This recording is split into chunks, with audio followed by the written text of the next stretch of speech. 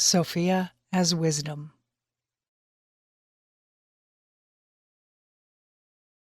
These gifts are rarer than any found in this world, more dazzling and pure than heaven itself.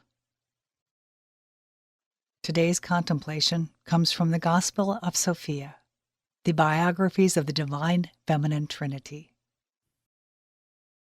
Sophia as wisdom. Many descriptions of wisdom offer the loftiest views of the Spirit that words can describe. In the Old Testament, wisdom was described as a human woman. Solomon, the wisest of men, sought her above all else. Why is it that the descriptions of her include so many faces, from creator to lover? Could it be that the changing face of Sophia evolves with the person seeking her?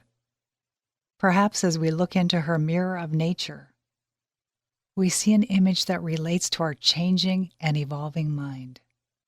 The perceiver defines the perceived by the capacity of his own consciousness.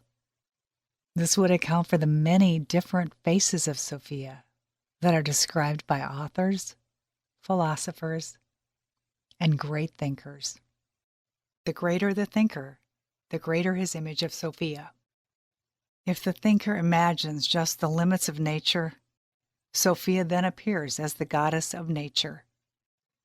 If he can incorporate spiritual ideas into his cosmology, Sophia can become the goddess of creation, the creatrix. If the thinker seeks out beauty as an ideal, Sophia can become the goddess of beauty. For those passionate seekers who wish to develop their soul feelings of love for Sophia, she changes into the Virgin of the world, or the beloved, or the bride. If the advanced mind can envision an all-encompassing goddess, it can picture her as the Mother of God or the Queen of Heaven. Sophia is often seen as three goddesses in one, encompassing a grand view of her majesty. Some great lovers of wisdom have imagined a trinity of the female aspects of Mother, Daughter, and Holy Sophia, called the Most Holy Sophia. It tends to be a close description of the ubiquitous being of Sophia, who can be found everywhere, nowhere, and all places in between. This long tradition stems from the Aboriginal view of the Mother, the great goddess of birth, death, and rebirth, which predates any mention of a male trinity of gods. The thinker could easily see that from the Mother came birth that later became death and fell back to earth, to be absorbed and born again later. This natural cycle of life was the highest thought or image of the divine that could be attained by an intellect so developed. Over time, the threefold goddess took on many forms and names, but remained the same. She taught us about the mysteries of birth, death, and rebirth, teachings found in all cultures. The Mother is divine because she is the cause of life. This animism still holds true, even after the advances of science. The many-faceted goddess expanded to represent the knowledge the ancients found when they looked into the starry sky and saw a circle of animals, zodiac, in images circling around us. Each section of the sky that represented an animal force became another headdress of the goddess. So we see images of the goddess with every imaginable head of an animal. Again, as consciousness expanded, so did her image. The Milky Way became the star-studded cloak of the goddess, and star-like milk was given to the ancients through the wisdom of the timing of the celestial cycles. From the heavens, wisdom came to the ancients through long years of devoted observation and learning.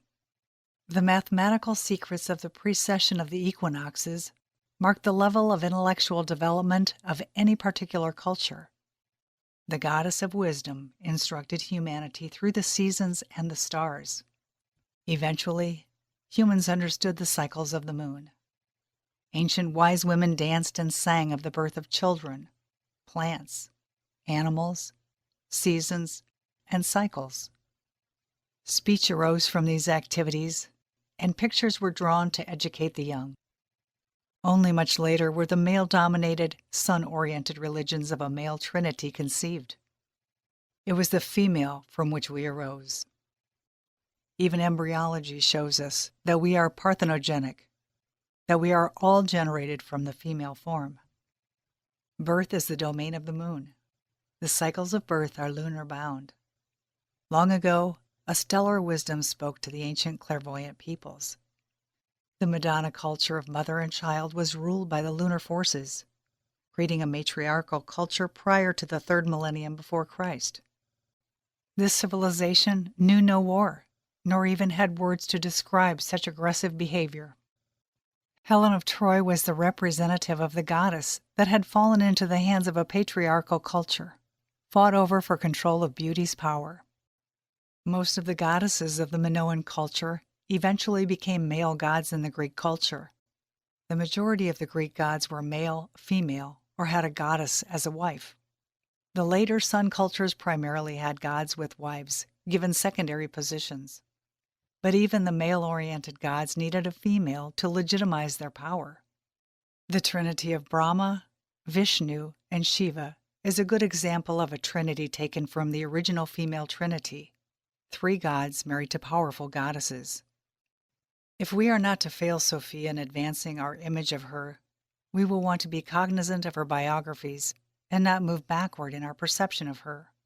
We must move forward with confidence, taking into consideration all that the great thinkers have ever conceived of her.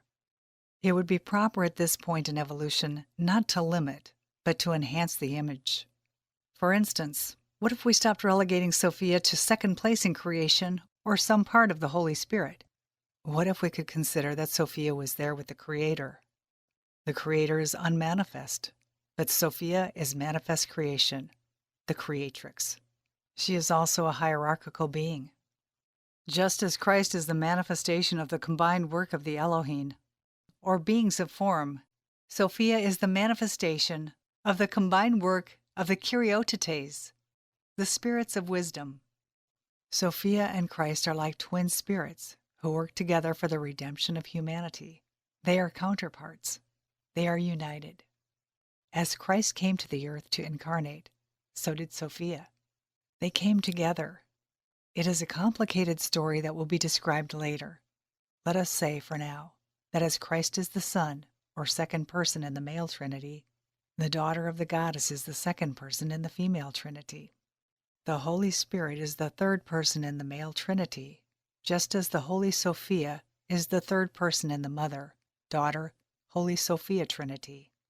It would be hard to justify that once we have researched history and found the primacy of the female trinity, we would discard it. The only choice of evolution would be to encompass at a higher level the current revelation of Sophia as a co-equal to the highest God that we can conceive. The celestial dance and wisdom of the union of these 2 trinities would fill volumes. It was always so, but humans were not evolved enough to perceive the truth. One could say that the truth changes over time, and wisdom evolves. Sophia was taken away for a time and hidden, while both star and moon wisdom were repressed. The great books, religions, myths, and fairy tales have long held these secrets in plain sight.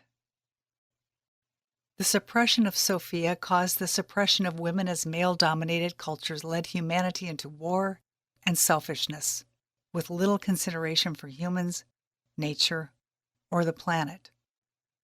Male, ego-centered pride has let loose the 7 deadly sins, instead of remembering the 7 heavenly virtues, or the singing of the 7 harmonic spheres. When we look into the mirror of nature and perceive her changing form, we realize that evolution is the right and natural thing to do. Our consciousness evolves as our ability to widen our perception evolves. Our image of ourselves in the mirror evolves. We create nature in our own image, so we have become the creator. Who is the divine behind your view of the world? Is it majestic and all-encompassing? Sophia is threefold as she manifests the past, the present, and the future. She will certainly continue to evolve, and through grace and mercy, she will take us with her. We looked into the mirror when we were young and saw very little. Now we see the marks of growth and pain and the lines left there to remind us of our passing time. We can see youth's folly and old age's wisdom in the glimmer of its reflection. All of these possibilities are in you, in the present moment, through Sophia's perception of you. She is a timeless and spaceless being who knows you better than you know yourself. She sees who you have been, who you are, and who you will be. It is like Alice through the looking glass. Once you step through, to know the image that Sophia has of you, you will never look the same, and your perception of yourself will change permanently. Once you have been to the mountaintop and seen the view from those new heights, you never forget. Purity. You have renewed the well springs of life and planted the eternal tree of wonder that ceaselessly streams forth a fountain of love, giving life, love, happiness, and strength. These gifts are rarer than any found in this world, dazzling and pure like heaven itself. Heaven's gate swings wide open if you are mine. No reward could equal what you've given freely and dedicated in the foundation of your gift eternal, the sacrifice of your being in true commitment, and surrender to what we have together as one. My heart cannot hold the width of your love. No ocean is as deep as your touch of life. No mountain so high as the goals we've set. No death, nor life, nor resurrection can equal what we share throughout eternity. Finding you is the meaning of life. Loving you is the purpose of existence. Creating together through spirit union has breathed the breath of life into my heart, igniting the two as one in the heavenly dance.